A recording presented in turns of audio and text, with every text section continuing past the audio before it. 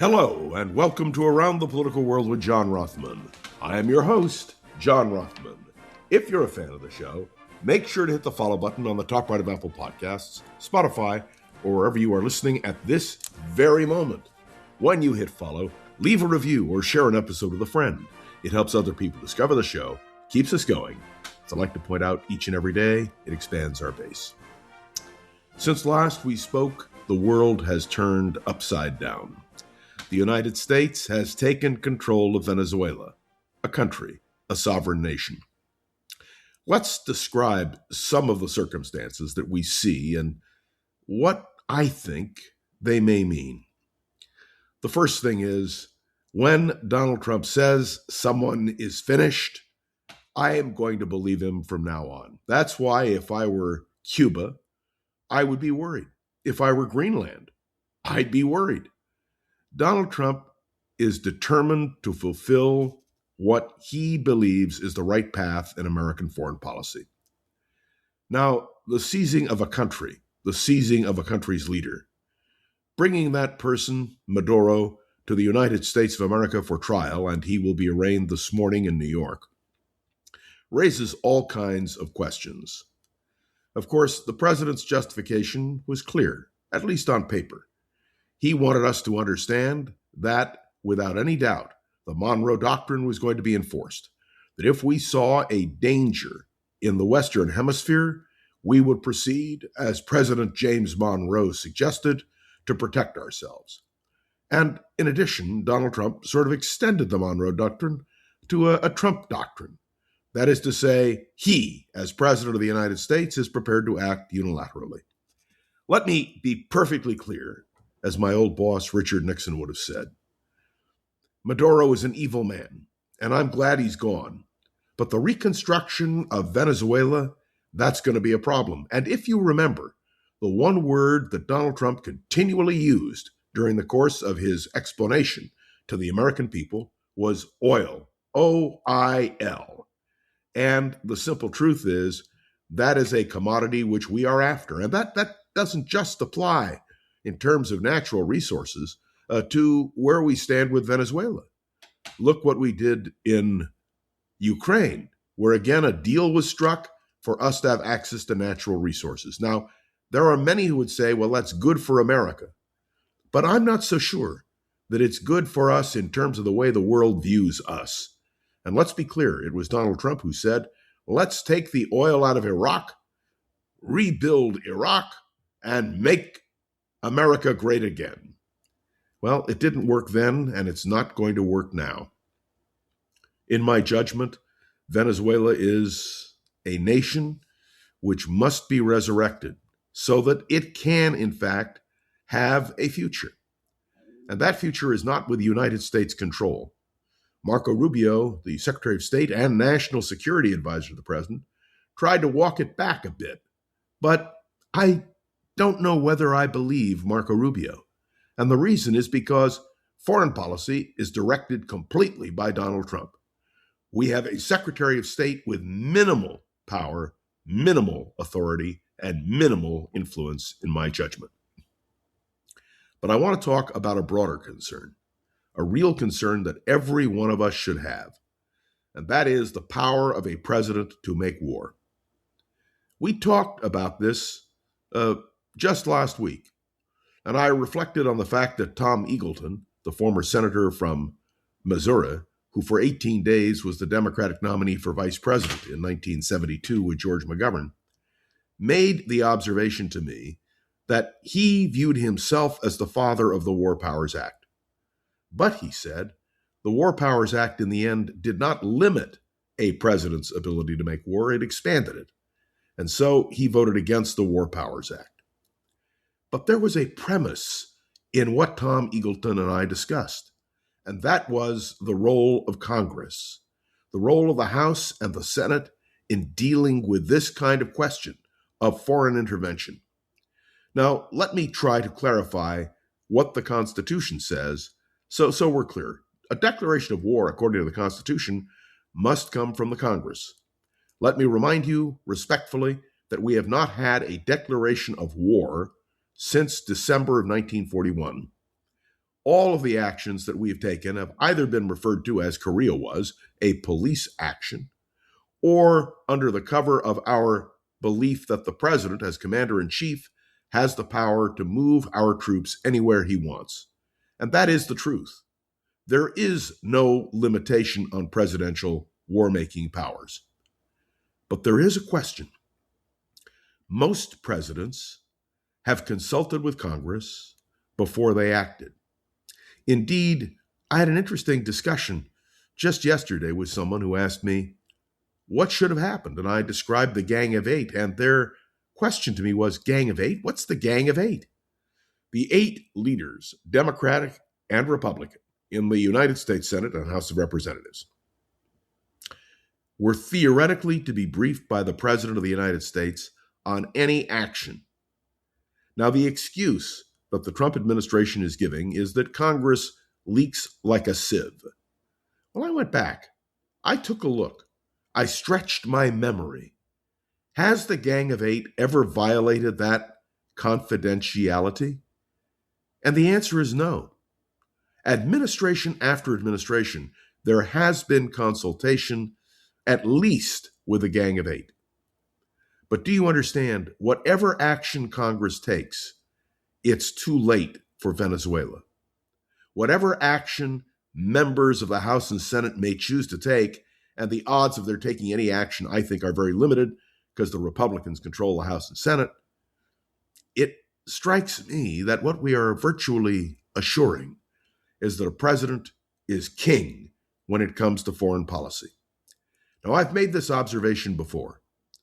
I've described this before. The only real limitation I've ever seen on a president was when Congress cut off funds for Vietnam in 1975 under Gerald Ford. And the interesting thing is that Ford, who was a product of Congress, he had been the minority leader of the House of Representatives, had been in Congress between 1948 and 1973, that as a creature of Congress, Gerald Ford respected Congress. And so when Congress took the action, he had no choice but to acquiesce. Spiro Agnew reflected that had he become president, he wouldn't have acquiesced. He would have just gone ahead, with or without Congress. And Richard Nixon most assuredly would have done the same thing.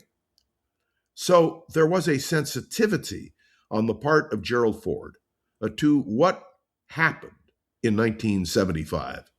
And so, some would say, America lost Vietnam. It was never ours to lose. But what is clear is that the funding stopped and the South Vietnamese government collapsed, well, almost immediately. What we face in Venezuela is a similar situation, where our control is predicated on our, in the words of Donald Trump, being able to run the country. I'm not so sure that that makes a lot of sense. And when the president turned on the stage to the people standing behind him and said, they will be running the country, I thought to myself, so Marco Rubio and the others are going to be the viceroys who are going to run Venezuela? There is, my friends, a stark reality. And I thought of this last night, and I wanted to share it with you. When a president has a vendetta, it makes a big difference. One of the main reasons, though unstated, that George W. Bush went into Iraq was because of the fact that Saddam Hussein tried to kill his father, former President George H.W. Bush. There was, on the part of George W. Bush, a determination based on the fact that there was a personal vendetta. Donald Trump views Maduro in very much the same way. There is a personal vendetta. We know that what Donald Trump did was really an act of saying, I'm not going to put up with Maduro, period, end of discussion. And so America was mobilized. Now, when this action was taken, Donald Trump, just last night on Air Force One, commented that Cuba, Iran, Greenland, he mentioned other potential targets. And if you go back and you listen to my discussion with you last Friday, You will know that when the president said he was locked and loaded, we thought, and I still think, he was talking about Iran. But clearly he was talking about Venezuela as well. We have a president of the United States who is in complete command. He knows what he's doing. He has a group around him who are determined to make sure he succeeds. I believe that when Donald Trump says he's going to do something, everyone should be alert to the very clear probability that that is exactly what will happen. What about the Monroe Doctrine? Well, it's an interesting theoretical question. The Monroe Doctrine, articulated by President James Monroe, was one that was clear to protect American interest in the Western Hemisphere. Are we now applying that doctrine? And I believe we always have. And I frankly believe we always should. And when we had a president who suggested perhaps we shouldn't, well, you'll recall I spoke very loudly and publicly about the fact that when we have vital interests, we need to protect them. John F. Kennedy, during the Cuban Missile Crisis of 1962, applied the Monroe Doctrine. But he did not go into Cuba out of fear of precipitating a nuclear war. The reason that we could go into Venezuela is because there is no response from a nuclear point of view that Venezuela can give. The difference between Venezuela and Ukraine, and somebody asked me, couldn't Vladimir Putin go in and seize Zelensky? The difference is a very simple one. Nuclear war. That's right. The potential that if Putin goes into Ukraine in a massive way to get Zelensky, it might precipitate a nuclear war. Limited though it might be in Europe, that is why Poland, Armenia, well, all of the small states, the Baltic states around Russia, are concerned about this. They all want to be sure that there is no nuclear confrontation. Latvia, Estonia, Lithuania, and the countries of Eastern Europe. And that is why, while Donald Trump could act unilaterally when it came to Venezuela, because frankly, there is no nuclear threat from Venezuela. They have no nuclear umbrella. They have no protection at all. The question becomes, what are the different circumstances?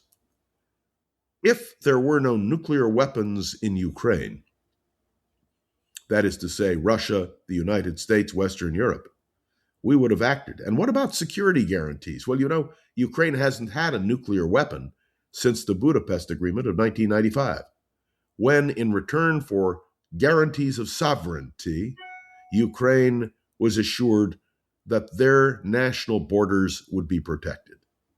We failed in that. But when it comes to Venezuela, there is no prevention. Donald Trump, basically, as Commander-in-Chief of the Armed Forces of the United States, can do whatever he chooses to do. He can do it in whatever way he wants to do it. What about American justice? Will Maduro receive justice? Well, it's a good question. No doubt he's going to be convicted because he's guilty. But it leaves a huge question hanging over the world.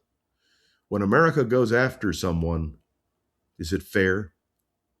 If America acts unilaterally, is it right? Is it just? There is no defense for Nicolas Maduro, and there is a sense of relief among many in Venezuela who believe they have been liberated.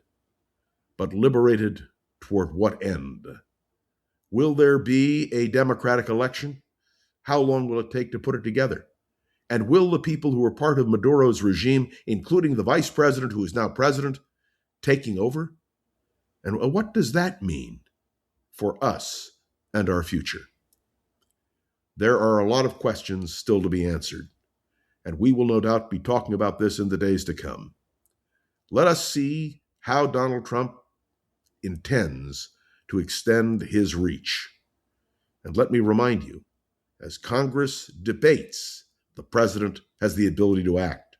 And whether or not Congress can reclaim, in any sense, the authority to prevent a president from acting unilaterally, That's a question.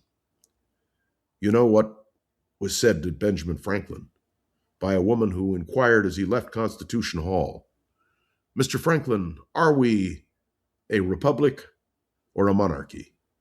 And Franklin responded, "A republic, madam, if you can keep it." These are constitutional tests. These are tests for Congress. The whole discussion we have had over several months over the balance of power, co-equal branches of government, the ability of a president now to exclude Congress completely.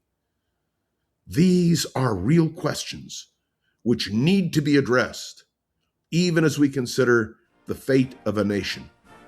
By the way, not just one nation, several nations, including the United States of America. Thanks for tuning into another episode of Around the Political World with John Rothman. I'd love to hear your thoughts on today's episode. You can write me a review on Apple Podcasts, drop a comment on YouTube or Spotify, and click any of the links to the show notes to connect with me on social media. Remember, please share this episode with a friend or colleague so we can continue to grow and expand. That's what we're here for. And boy, oh boy, is there a lot to talk about. And we've left off a lot tonight because we focused on foreign policy. But believe me, there will be a lot more. The show has been getting so much positive attention that we're excited to bring on the advertising support. I've asked a number of you as we've talked about it. They're all pleased with it. Doesn't interfere with the flow of the show. You will note that it is at the beginning and the end. And so we're going to continue to expand that base as well. I want to say a special word of thanks to Gogo Zoger, the wonderful producer of this podcast. She makes it happen every single day. So Gogo, thank you. And to all of you, well, we'll see how it moves. We have a lot to talk about, a lot to do, right here on Around the Political World with John Rothman. See you tomorrow.